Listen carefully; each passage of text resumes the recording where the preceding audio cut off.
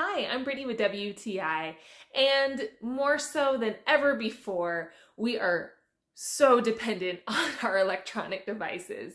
And that's why I love this Tablift tablet stand. We call it the spider in our household. Our family loves it because especially during the pandemic, we had to do so many meetings, doctor visits, everything was online. So it was so nice to have something that could literally go anywhere in the house.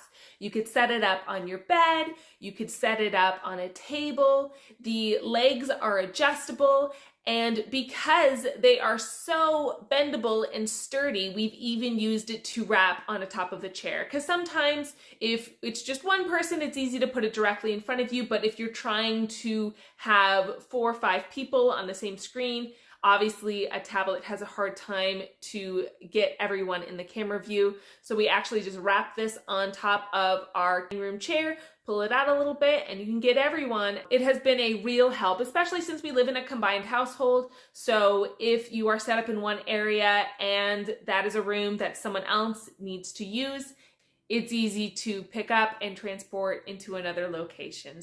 It's nice to be able to fill those electronic needs, whether you're watching a movie or having to do a meeting. This can set up anywhere and fit any of your needs.